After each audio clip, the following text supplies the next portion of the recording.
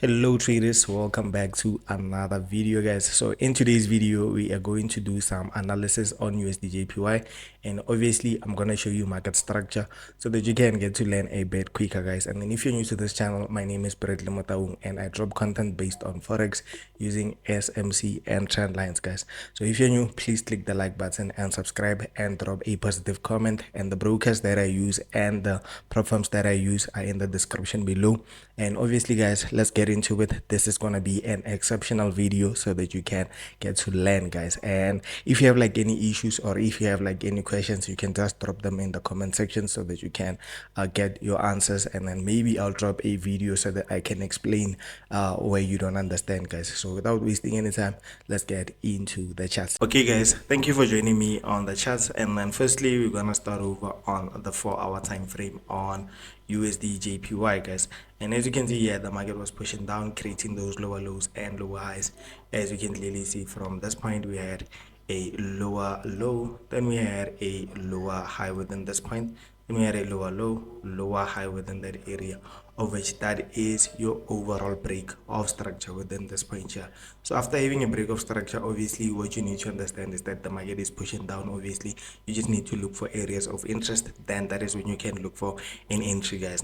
So depending on the entry type of model that you use, I always use like the fair value gap and the order blocks. So as you can see here, we tapped into it, then the market started pushing down, and then I'm showing you the market structure, and then we're gonna get to the current market structure, of which it's this one here guys. So after that we had a new break of structure, of which it's this one here. You need to look at your swing points guys. So after having that break, you can obviously see that this is your lowest point here, then you had your lower high here, then the market tapped into some area of interest. So from the high to the low, you can obviously see that the market failed to reach that 0.5 level, of which it's still okay. If the market failed to reach like that 0.5 level, you just wait for the market to break structure again and then look for another opportunity guys. There's no need for you to force things in the markets, just because if you force things, that is when you're going to lose a lot of money guys, and we don't want that. So as you can see here, we had a break of structure again.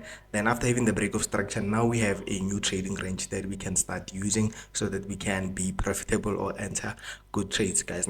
So as you can see here, we have your high point, your higher here, and then we have, this is not a 3 candle pullback. As you can see here, we had this as our low, then as you can see here, it pulled back a bit guys. But as you can see here, low, lower high, then we had a lower low here. Seems like this is a break of structure guys, just because I need like 3 candles to confirm that this is a valid break of structure or an invalid break of structure, and then this one here is valid. And then as you can see here, if we look at the overall market structure, you can see that we created a low, and then this was our lower high within this area here. Then the market went a bit lower and then started pushing up again. And then some of you may be confused as to why the market pulled back again, just because this is an area of supply within this point here. As you can see, just like that, that's an area of supply, but like it failed just because it was creating liquidity guys. This is an area of liquidity. So around this point, this is an area of liquidity relatively equalized guys. So this is an X, and then at the top of the structure you have your buy to sell candle, of which this is your valid supply area. And then I was looking at this setup, I don't know when, but like this was on the cards for me guys.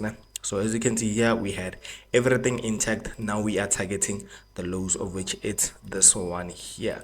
So if we switch over to the 1 hour, but I like to using the 15-minute time frame. It's very valuable if you use the 15-minute time frame. And then if we just zoom out here, you can obviously see that we had multiple areas of imbalance. As you can see here, we had an imbalance. So let me just use the arrow. We had an imbalance here.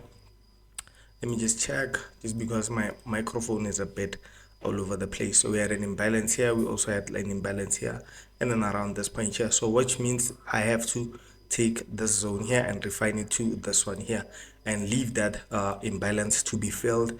Then after it gets filled, we already know that we are looking for a market structure shift here on the 15-minute time frame.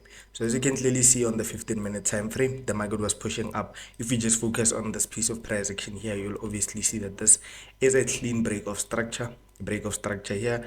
Then we can clone this thing to here. Then you can obviously see that this is another break of structure. Then the 3 candle pullback happened around that point, which means that this is also a valid break of structure within this point here. So after having that valid break of structure, then we already know that, sorry about that guys, then we already know that we have a new break of structure, then a pull down, then a push up. So around this point, it seems like we failed to break structures successfully. If we just do this and cater for the current structures, you'll obviously see that this is a liquidity sweep, guys, not just because we had multiple highs around here. So this is a liquidity sweep. Then after having that sweep, you can obviously see that the market gave us a change of character, breaking down this low here. Then after that low, you can use your Fibonacci tool from the high to the low. Then you can obviously see that the market tapped into that 0.5 level, tapping into this area of interest here.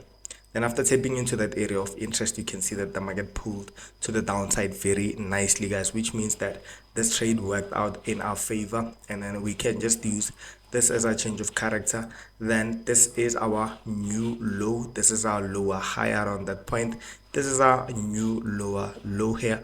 As you can see, the market gave us a 3 candle pullback, which means that this is your break of structure within here. BOS. Then after having the break of structure, pull down, pull back, which means that this is your lower low, lower high within here. Then this is not a 3 candle pullback. Then I'm expecting the market to pull back into this area here. So which means this is your new break of structure within this point here. Then I'm expecting the market to do what? Give us like some type of structure pullback into areas of interest. For example, this is an equal high area, of which that is liquidity.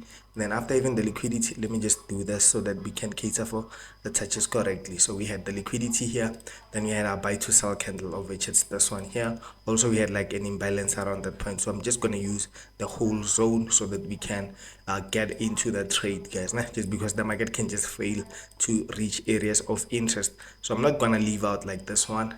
As you already know, the market can just push back up to tap into this area of supply. So I'm not gonna leave this one. I'm not gonna leave this one at the top. It's because we can just move to the upside just like this, tap into this area, sell off, or we can just continue pushing up and then sell off within this point. So I'm ready for all the scenarios that I have here, and then we know that the overall target is within this point here. So this trade here can be a banger trade, guys. Just wait for it, make sure that it forms up very nicely before you can get involved into it. I'm even sweating, guys, just because it's a bit hot in here. So around here, as you can see, this is our area that we are looking for some selling opportunities, and then the overall target should be around here. And then to be safe, you can just use like maybe a 20 pip stop. A 20 pip stop would be fine, or let's say maybe a 25, 250. So let me just do this. Then 250 would be fine. Then 14% is okay, guys, to be honest, 14%. And I know that I'll be waiting for some selling opportunities also if they pop up around this point here. So let's say maybe don't forget this OB here. Don't forget oh, sorry about that, guys. Sorry about that. So yeah, don't forget this OB. Don't forget this POI, just like that. Then we know that we must not forget this POI. For now, we are just focusing on this one here. So I think that is it for today's video, guys. I hope you enjoyed it. If you're new to the channel, please click the like button, subscribe, and I'll see you on another one. Peace and love, guys.